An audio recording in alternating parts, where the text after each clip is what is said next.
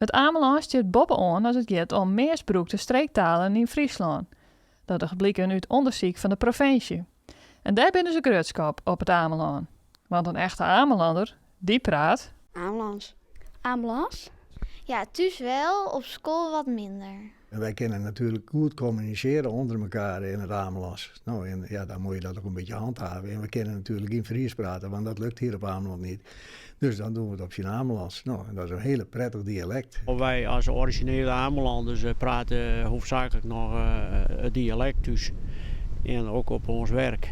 En daarmee bevorderen we om het deur te geven aan de jeugd. Niet iedereen praat Amelands, want we hebben natuurlijk ook een aantal mensen die van buiten het eiland komen. En of die praten Fries of misschien wel een ander dialect. Maar goed, na een aantal weken dan praten die ook met ons met. Toch is het Amelands wel verloren terug de jaren heen. Met de jeugd verandert het wel natuurlijk. Hè? Want de invloed van de juffen en de meesters op de school, die is natuurlijk Nederlands. En ja, er komen natuurlijk ook nogal wat op Ameland mensen te wonen hier, om die hier komen te werken. En die komen van een vaste wal. En die nemen natuurlijk ook een andere taal met. En dat betekent dat de kinderen dus thuis minder vaak Amelands praten. En ja, dan gaat het wel een beetje achteruit natuurlijk. Als de kinderen bij mij thuis te komen spelen, dan moet ik ook wel Nederlands praten. Want sommige kinderen in Amelands, dus dan praat ik ook gewoon Nederlands tegen. Dat gebeurt automatisch.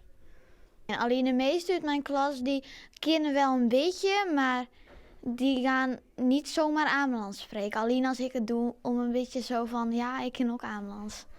Om alle band in de kunde komen te letten, wordt je er op squalen ook omdenken aan jong. Al wordt het net als vak jong. Wij doen zeker wat aan het Amelands. We vinden het ook heel belangrijk dat het Amelands blijft bestaan. Wij werken met het heemkundeproject op Avontuur op Ameland. En de laatste jaren hebben we dat wat nieuw leven inblazen door 2 keer per jaar schoolbreed één onderwerp uit te diepen.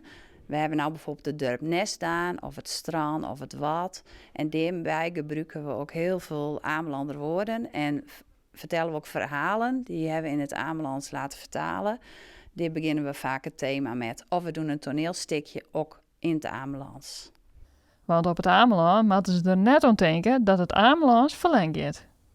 Over een paar jaar, als mijn kinderen dan niet Amelands gaan leren, dan is er hier helemaal geen Amelands meer.